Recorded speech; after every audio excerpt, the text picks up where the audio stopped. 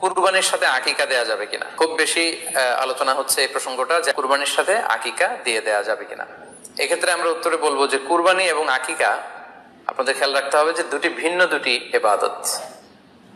প্রথম কথা হচ্ছে ইবাদত দুটি ভিন্ন দুটি ইবাদত, কারণ কুরবানি এটা বছরের একটা নির্ধারিত সময়, জিলহজের 10 তারিখে এবং তারপরে আরো 2 দিন বা 3 দিন, এই সময়গুলোতে আপনি কুরবানি করতে পারবেন। তাহলে এটা হজের মৌসুমে জিলহজ মাসে করতে হয় কুরবানি। কিন্তু আকিকা কিন্তু এরকম না, আকিকাটা যে কোনো মাসে হতে পারে। আকিকাটা হচ্ছে নবজাতক সন্তানের ভূমিষ্ঠ হওয়ার পরে শুকরিয়া স্বরূপ আল্লাহর কাছে যে কুরবানিটা করতে হয় সেটাকে আমরা বলি আকিকা। হাদিসে এসেছে আকিকা। তো সেটা হচ্ছে সন্তান কখন ভূমিষ্ঠ হলো সেটার উপর নির্ভর করে। কারো সন্তান রমাদানে হতে পারে, কারো সন্তান জিলহজ মাসেও হতে পারে, শাওয়ালে হতে পারে, রজাবে হতে পারে। আকিকা হচ্ছে বাচ্চা যেদিন জন্মগ্রহণ করবে, সন্তান ভূমিষ্ঠ হওয়ার 7 দিন পরে। তাহলে ভিন্ন দুইটা ইবাদত, দুই সময়ের ইবাদত। নাম্বার 2, আকিকার ক্ষেত্রে আল্লাহ রাসূল সাল্লাল্লাহু আলাইহি ওয়াসাল্লাম বলেছে আনিল গুলামি শাতান ওয়া আনিল জারিয়াতি শাত, অর্থাৎ ছেলে হলে 2টি ছাগল দিয়ে আকিকা করো এবং যদি মেয়ে হয় তাহলে 1টি ছাগল দিয়ে আকিকা করো। তো সেক্ষেত্রে কুরবানিতে কিন্তু এরকম বিধান নেই। কুরবানিতে কিন্তু 1টি ছাগল দিয়ে আপনি কুরবানি করলে কুরবানি হয়ে যাচ্ছে, সেখানে 2টি ছাগল দেওয়া লাগবে এমন কোনো কথা নেই।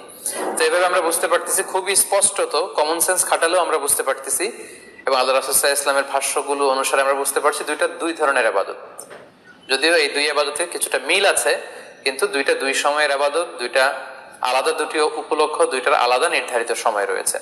যেমন আকিকার ক্ষেত্রে সুন্নাহ হচ্ছে বাচ্চা যেদিন জন্মগ্রহণ করবে তার 7ম দিন শেষে 7 দিন পরে আপনি আকিকা করবেন। আল্লাহ রাসূল সাল্লাল্লাহু আলাইহি ওয়াসাল্লাম বলেছেন কুল্লু গুলামিন মুরতাহানুন বিআকিকাতিহি তুযবাহু আনহু ইয়াওমা সাবিহি, প্রত্যেক সন্তানের আকিকা দিতে হয় তার 7ম দিনে, ওয়া ইউহলাকু ওয়া ইউসাম্মা, এবং 7ম দিনে মাথার চুল ফেলে দিতে হয়, তার সুন্দর একটি নাম রাখতে হয়। তাহলে আকিকার বিধান হচ্ছে সম্মানিত সুধী সন্তান জন্মগ্রহণ করার 7 দিন পরে। আমরা বুঝতে পারলাম আল্লাহ রাসূল সাল্লাল্লাহু আলাইহি ওয়াসাল্লামের ভাষ্য অনুযায়ী, কথা অনুযায়ী, কওল অনুযায়ী।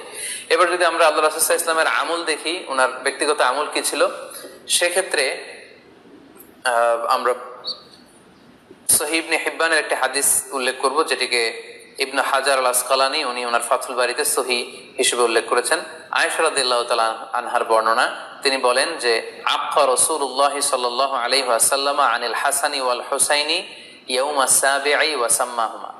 আল্লাহ রাসূল সাল্লাল্লাহু আলাইহি ওয়াসাল্লাম নিজে ওনার দৌহিত্র অর্থাৎ ওনার নাতি হাসান এবং হুসাইনের আকিকা নিজে করেছেন 7ম দিনে, এবং 7ম দিনে তাদের নাম রেখেছেন, একজনের নাম রেখেছেন হাসান আর একজনের নাম হুসাইন। অর্থাৎ হাসান রাদিয়াল্লাহু আগে জন্মগ্রহণ করেছিলেন, ওনার চেয়ে ছোট ছিল হুসাইন, উনি পরে জন্মগ্রহণ করেছেন। তো ওনাদের জন্মের পরে 7 দিন পরে আল্লাহ রাসূল সাল্লাল্লাহু আলাইহি ওয়াসাল্লাম ওনাদের আকিকা দিয়েছিলেন।